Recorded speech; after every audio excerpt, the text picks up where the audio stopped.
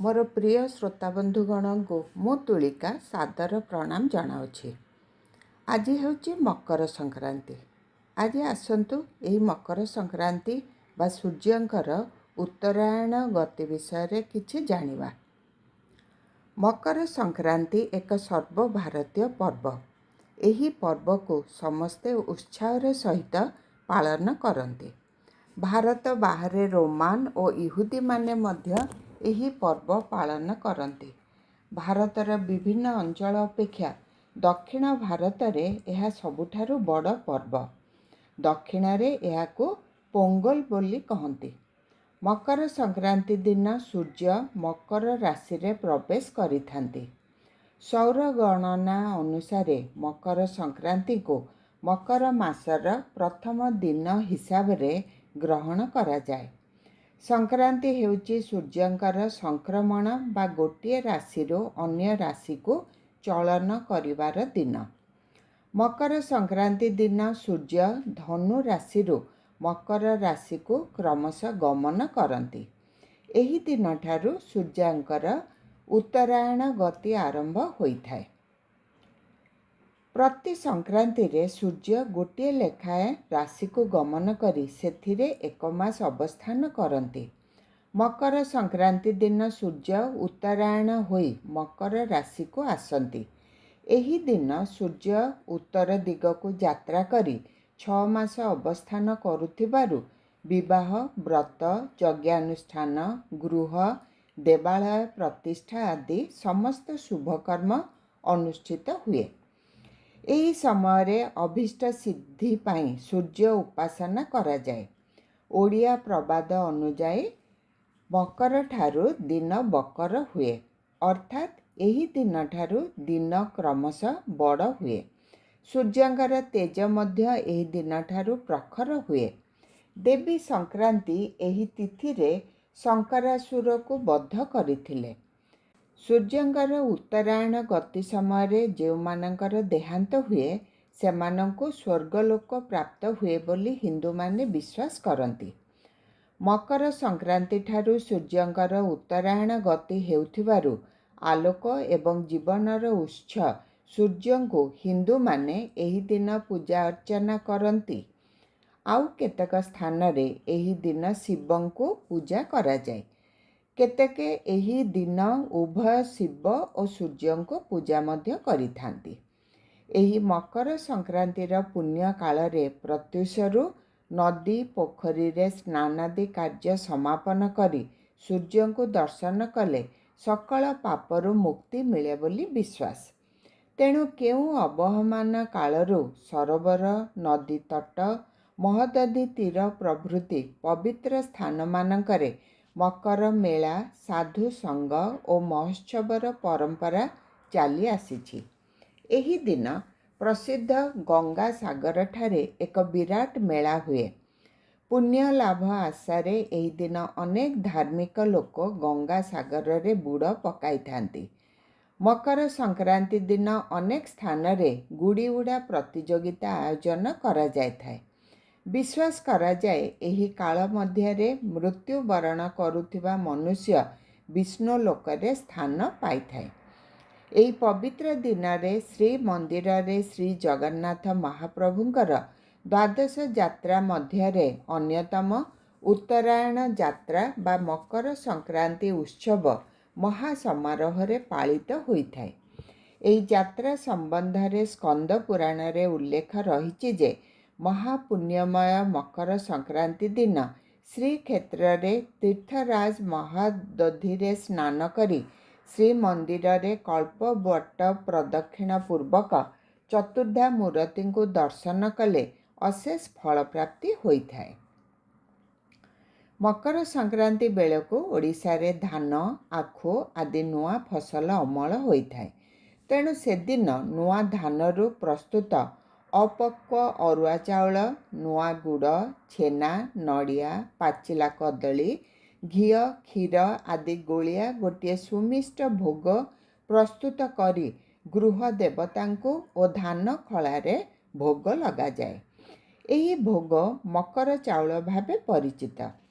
ଏହି ଭୋଗ ଖିଆଖାଇ ହୋଇ ଲୋକେ ମକର ବସନ୍ତି। କେତେକ ଅଞ୍ଚଳରେ ନୂଆ ଧାନର ଚାଉଳରେ ପ୍ରସ୍ତୁତ ପୋଡ଼ପିଠା ସହିତ ଗୁଡ଼, କଦଳୀ, ନଡ଼ିଆ ଓ ଅରୁଆ ଚାଉଳରେ ଭୋଗ କରାଯାଇ ଦେବାଦେବୀଙ୍କ ପାଖରେ ଦିଆଯାଏ। ସୂର୍ଯ୍ୟଙ୍କ ଯୋଗୁଁ କୃଷି କ୍ଷେତ୍ରରେ ଶସ୍ୟ ଉତ୍ପନ୍ନ ହେଉଥିବାରୁ କୃଷକମାନେ ମକର ସଂକ୍ରାନ୍ତିର ପୁଣ୍ୟ କାଳରେ ସୂର୍ଯ୍ୟଙ୍କୁ ନୂତନ ଶସ୍ୟ ଅର୍ପଣ କରି ପୂଜାର୍ଚ୍ଚନା କରିଥାନ୍ତି। ଓଡ଼ିଶାର ଉତ୍ତରାଞ୍ଚଳରେ ବିଶେଷତଃ ମୟୂରଭଞ୍ଜ ଓ କେନ୍ଦୁଝର ଜିଲ୍ଲାରେ ଆଦିବାସୀମାନଙ୍କର ମକର ଯାତ୍ରା ଏକ ପ୍ରଧାନ ପର୍ବ। ଏହି ଅଞ୍ଚଳରେ ବସବାସ କରୁଥିବା କୁଡ଼ୁମି ସମ୍ପ୍ରଦାୟର ଲୋକ ଏହି ପର୍ବକୁ ଟୁସୁ ପର୍ବ ରୂପେ ପାଳନ କରିଥାନ୍ତି। ମକର ସଂକ୍ରାନ୍ତିର ପୂର୍ବରୁ ଓ ପରେ ସମସ୍ତଙ୍କ ଘରେ ଭିନ୍ନ ଭିନ୍ନ ପ୍ରକାର ବ୍ୟଞ୍ଜନ ବିଭିନ୍ନ ଦିନରେ ହୋଇଥାଏ। ଏହି ପର୍ବରେ ସମସ୍ତେ ନୂଆ ବସ୍ତ୍ର ପରିଧାନ କରିଥାନ୍ତି। ନାଚ, ଗୀତ ଓ ଭୋଜି ଭାତରେ ମାଧ୍ୟମରେ ଏହି ପର୍ବକୁ ମହା ଆନନ୍ଦରେ ଆଦିବାସୀମାନେ ପାଳନ କରିଥାନ୍ତି। ମକର ପର୍ବର ଟୁସୁ ଗୀତ ଅତ୍ୟନ୍ତ ହୃଦୟସ୍ପର୍ଶୀ। ଓଡ଼ିଶାର ସମତଳ ଅଞ୍ଚଳ ଅପେକ୍ଷା ମାଳ ଅଞ୍ଚଳରେ ମକର ଯାତ୍ରା ବଡ଼ ଜାକଜମକରେ ଦୀର୍ଘ ଦିନ ଧରି ପାଳନ କରାଯାଏ। ପ୍ରାୟ ପ୍ରତ୍ୟେକ ଆଦିବାସୀ ଗୋଷ୍ଠୀ ଏହି ପର୍ବ ପାଳନ କରନ୍ତି। ଏହି ସମୟରେ ଆଦିବାସୀ ଅଞ୍ଚଳଗୁଡ଼ିକ ଯାତ୍ରା ମେଳନର ଆମୋଦ ପ୍ରମୋଦରେ ଜୀବନ୍ତ ହୋଇଉଠେ। ସେମାନଙ୍କ ପରମ୍ପରାରେ ମକର ଯାତ୍ରା ଏକ ସ୍ନେହ, ପ୍ରେମ ଓ ସଦ୍ଭାବନାର ମହୋତ୍ସବ। କର୍ଣ୍ଣାଟକ, ମହାରାଷ୍ଟ୍ର, ମଧ୍ୟପ୍ରଦେଶ, ଆସାମ, ବଙ୍ଗଳା ଓ ଓଡ଼ିଶା ପ୍ରଭୃତି ସ୍ଥାନରେ କୃଷକମାନେ ମକର ପର୍ବକୁ 2 ଦିନ ବା 3 ଦିନ ପାଳନ କରିଥାନ୍ତି। ଦକ୍ଷିଣ ଭାରତରେ ଏହା ପୋଙ୍ଗଲ ଓ ଅନ୍ୟାନ୍ୟ ସ୍ଥାନରେ ଭୋଗୀ ପର୍ବ ଭାବେ ପରିଚିତ। ଏହି ଦିନଠାରୁ ଦକ୍ଷିଣରେ ନୂଆ ବର୍ଷ ଆରମ୍ଭ ହୋଇଥାଏ। ଏହି ପର୍ବଟିକୁ ଦାକ୍ଷିଣାତ୍ୟରେ 3 ଦିନ ଧରି ପାଳନ କରାଯାଏ। ଆସନ୍ତୁ ଏବେ ଶୁଣିବା ଆମ ଶ୍ରୀମନ୍ଦିରରେ ମକର ସଂକ୍ରାନ୍ତି କିପରି ପାଳନ କରାଯାଏ। ମକର ସଂକ୍ରାନ୍ତି ଦିନ ଶ୍ରୀ ଜଗନ୍ନାଥ ମହାପ୍ରଭୁଙ୍କର ମଙ୍ଗଳ ଆଳତି ଓ ଅବକାଶ ନୀତି ବଢ଼ିବା ପରେ ଶ୍ରୀଜୀଉମାନଙ୍କର ପଟ୍ଟାପହରଣ ମାନେ ପତଳା ସୂତାର ଜାଲିକନା ଲାଗି କରାଯିବା ପରେ ତ୍ରିମୁଣ୍ଡିରେ ମକର ଚୂଳ ଲାଗି ହୋଇଥାଏ। ଏହାପରେ କର୍ପୂର ଲାଗି ହୋଇ ଶ୍ରୀବିଗ୍ରହମାନଙ୍କର ବେଶ ବଢ଼ିଥାଏ। ଗୋପାଳ ବଲ୍ଲଭ ଓ ସକାଳ ଧୂପ ନୀତି ବଢ଼ିବା ପରେ ମଇଲମ, ମହାସ୍ନାନ, ସର୍ବାଙ୍ଗ ଲାଗି, ନୂଆ ଲୁଗା ଲାଗି, ମାଳ ଚୂଳ ଲାଗି ହେବା ପରେ 6 ମୂର୍ତ୍ତି ଅଳଙ୍କାର ଲାଗି ହୋଇ ମକର ବେଶ ବଢ଼ିଥାଏ। ଘଣ୍ଟ, ଛତା, କାହାଳି, ପଟୁଆର ସହିତ ତଳିଛୁ ଓ ପ୍ରଧାନୀ ସେବକଙ୍କ ହାତୁଆଣି ହୋଇ ରୋଷ ଘରଠାରୁ ଭୋଗ ଶ୍ରୀଛାମୁକୁ ଆସିଥାଏ। ଭୋଗ ଟେରା ମାନେ ଭୋଗ ପୂଜା ସମୟରେ ସାଧାରଣଙ୍କ ପ୍ରବେଶ ନିଷେଧ କରିବାକୁ ଶ୍ରୀମନ୍ଦିର ଭିତର କଳାହାଟ ଦ୍ୱାର ସମ୍ମୁଖରେ ବନ୍ଧା ହେଉଥିବା କନାର ଲୁଗା। ସେହି ଲୁଗା ବନ୍ଧା ହେବା ପରେ ଦିଗପାଳ ବଳି ନୀତି ହୋଇଥାଏ। ଭୋଗ ବଢ଼ିବା ପରେ ପାଣି ପଡ଼ି ଧୋ ପଖାଳ ହୋଇ ଟେରା ବନ୍ଧାଯାଏ। ଇତିମଧ୍ୟରେ ମକର ଚାଉଳ ପ୍ରସ୍ତୁତ ନିମନ୍ତେ ରୋଷ ଘରକୁ ଗୋଦାମରୁ ନଡ଼ିଆ, ଘିଅ, ମିଠା, ମସଲା ଓ ଦୁଧ ସରମାନ ଅଣାଯାଇଥାଏ। ହାଣ୍ଡି କୁଡ଼ୁଆ ଆଦି ସଜା ଯାଇଥାଏ। ଶୁଦ୍ଧ ସୁଆର ସେବକ ଉପରୋକ୍ତ ଦ୍ରବ୍ୟଗୁଡ଼ିକରେ ମକର ଚାଉଳ ପ୍ରସ୍ତୁତ କରିଥାନ୍ତି।